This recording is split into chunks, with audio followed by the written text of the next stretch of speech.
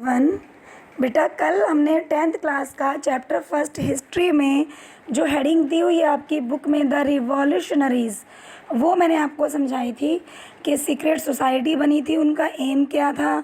उसी बीच जो गॉसिपी मेज़िनी थे, एक इटालियन रिवॉल्यूशनरी थे। सीक्रेट सोसाइटी जिसका नाम कार्बोनारी था, उसके मेंबर थे। उन्होंने 2 सीक्रेट सोसाइटी फॉर्म की थी। एक का नाम था यंग इटली जो मार्सले में फॉर्म हुई थी, दूसरे का नाम था यंग यूरोप जो बर्ने में फॉर्म हुआ था। और ये इटली को यूनिफाइड करने में बिलीव करते थे कि इटली के जो ग्रुप बने उन्हें यूनिफाइड किया जाए। उसके बाद फिर मैंने आपको बताया था वाई रिवॉल्यूशन हैपेंड। अभी जो आप स्क्रीन पे पेज देख रहे हो, इसके हमने लास्ट वाले पर थे। 1830 में आपकी रिवॉल्यूशन हुई थी, जुलाई रिवॉल्यूशन और ग्रीक रिवॉल्यूशन। जुलाई रिवॉल्यूशन जो थी वो मैं कल पढ़ा चुकी थी आपको।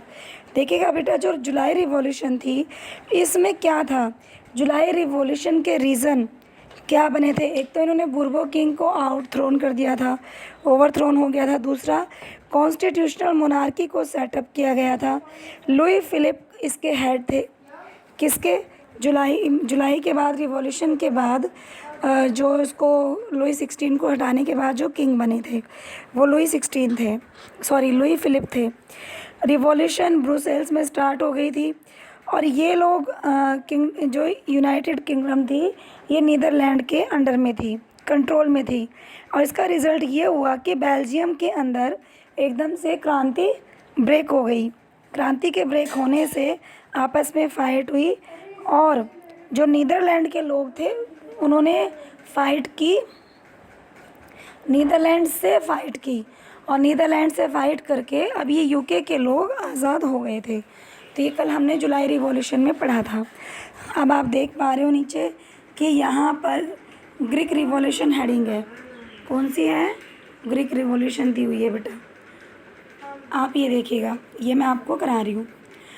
अब सारे में क्या हुआ, जो आज़ादी का आइडिया था वो फैल चुका था और जिस टाइम हम ग्रीक रिवॉल्यूशन की बात कर रहे हैं उस टाइम ग्रीक ऑटोमन साम्राज्य के कंट्रोल में था। अब हम ग्रीक की बात करें कि ग्रीक रिवॉल्यूशन क्यों हुई। देखो, जुलाई रिवॉल्यूशन फ्रांस में हुई, ग्रीक में रिवॉल्यूशन क्यों हुई? क्योंकि जो बेटा पूरा ग्रीक था वो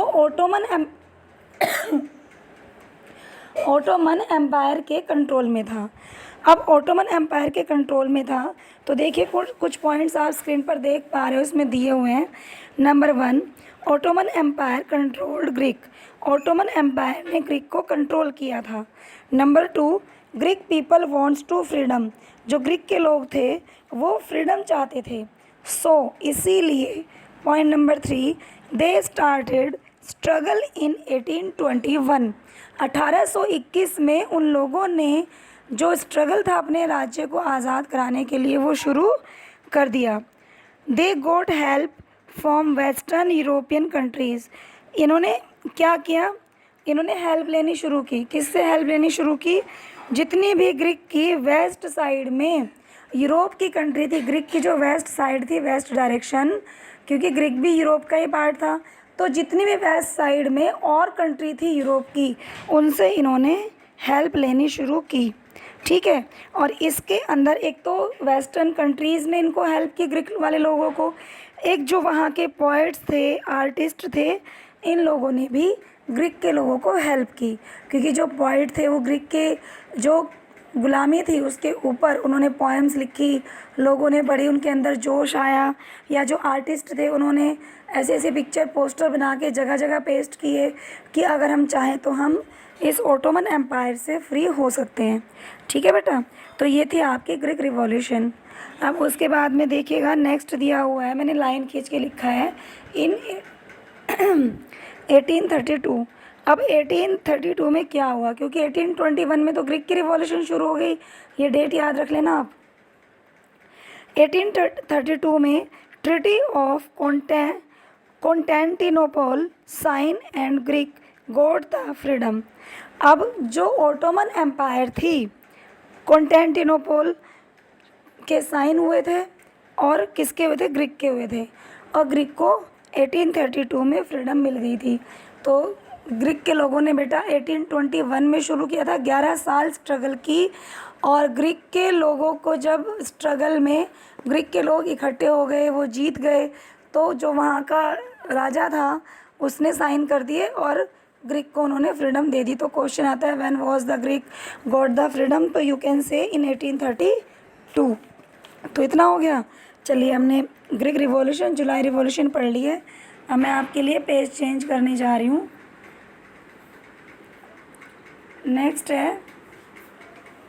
नेक्स्ट पेज आपको दिया हुआ है बेटा, इसमें टॉपिक 3 है। टॉपिक 3 आपका कंटिन्यू चल रहा है। जो अभी हमने एज ऑफ रिवॉल्यूशन शुरू किया था ना, ये टॉपिक 3 कंटिन्यू है। अब हम 1830 की बात करते हैं। ये 830 नहीं है जो ऊपर कोने पे देख रहे हो, ये पेज के नीचे 1 छुपा हुआ है। तो 1830 1830 दिया हुआ है सबसे ऊपर कोने पे।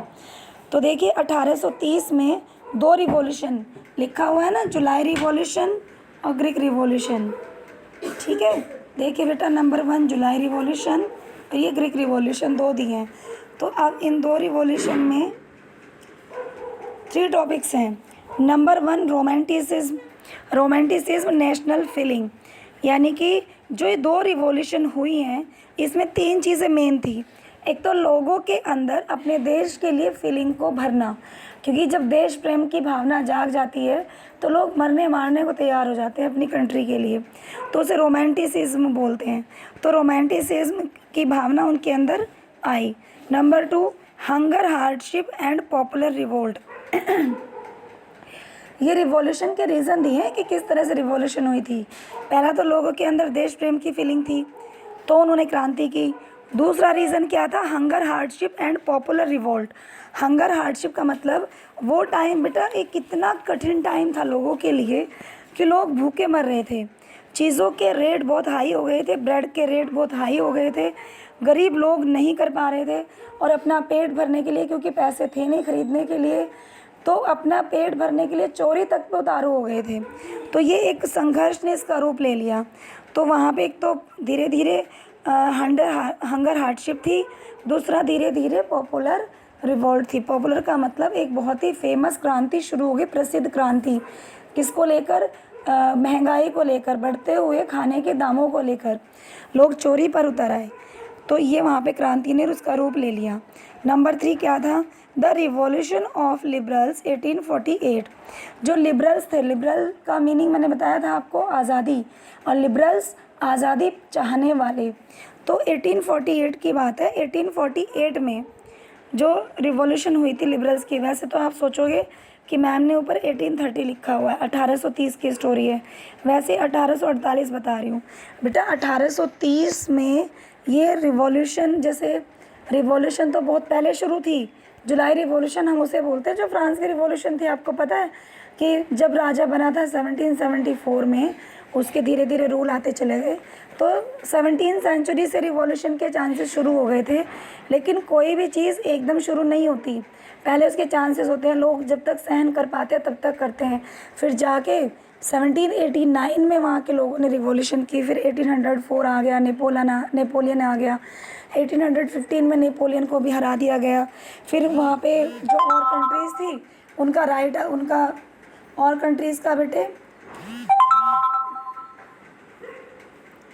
दूसरी कंट्रीज़ थी उनका वहाँ पे अधिकार आ गया। ऐसे करते करते करते फिर 1815 में तो वही नेपोलियन हारा था। फिर जो फ्रांस राज्य था जो उन्होंने जीता था पर अब जो मैंने आपको बताया था 4 कंट्री ने उन्होंने रूल किया। फिर वहाँ पे ग्रीक, फिर जो धीरे धीरे लोगों को फ्रांस की क्रांति से अकल आई, जो और भी राज्य यूरोप के गुलाम थे वो धीरे धीरे उन्होंने भी अपने अपने एरिया में रिवॉल्यूशन कर दी, और रिवॉल्यूशन कर दी वहाँ पर। तो जैसे मैंने आपको बताया कि 1821 में ग्रीक के लोगों ने रिवॉल्यूशन कर दी, और जाके 18 जो वो था, कौन सा ईयर था? 1832 में ग्रीक को फ्रीडम मिली। तो ऐसे ही करते करते मतलब ये फिर लिबरल्स ने शुरू कर दिया। लिबरल्स को जाके तो 1848 में जाके मिली थी, आज़ादी मिली थी जो लोग चाहते थे। तो ये थे। अब इन तीनों पॉइंट्स को हम क्लियर करेंगे, जो 3 टॉपिक हैं जो हमारे रिवॉल्यूशन से बिलोंग करते हैं। जिन्होंने इन 3 टॉपिक ने एक रोमांटिसिज्म, एक हंगर हार्डशिप और एक लिबरल्स की रिवॉल्यूशन। इन्होंने एक के बाद एक के 3 रीज़न बने थे, कहीं पे पहले आ गई, कहीं पे बाद में आ गई। क्या? फ्रीडम। अब नंबर 1 रोमांटिसिज्म क्या है, तो इसमें लिखा हुआ है रोमांटिसिज्म के बारे में, a cultural movement to develop a particular form of nationalist sentiment, यानी कि एक ऐसा आंदोलन अपनी संस्कृति को लेकर, अपने रीति रिवाजों को लेकर एक ऐसा आंदोलन बढ़ता चला गया जिसके अंदर नेशनलिज्म, नेशनलिस्ट, यानी कि जिस देश में रिवॉल्यूशन हो रही थी उन लोगों की फीलिंग भी शामिल थी, उनकी भावनाएं अपने देश के साथ जुड़ी हुई थी। तो उन्होंने अपनी संस्कृति को बचाए रखने के लिए, क्योंकि जो भी कोई दूसरा कंट्रोल करता था वो अपने रीति रिवाज वहाँ पर ज़बरदस्ती लगा देता था, तो अपने रीति रिवाजों के लिए कर देते थे, लेकिन लोगों के अंदर अपने देश के प्रति भावना ने रोमांटिसिज्म को जन्म दिया। तो इसी बीच एक जर्मन के फिलोसोफर हुए हैं जिनका नाम है जॉन गॉटफ्राइड। तो जॉन गॉटफ्राइड हुए हैं, try to give an idea to grow nationalism through folk song, folk idea and folk poetry. तो ये जो जॉन गॉटफ्राइड थे ये जर्मन के फिलोसोफर थे, क्योंकि जर्मन भी तो कंट्रोल में था, वो भी लोग आज़ाद होना चाहते थे।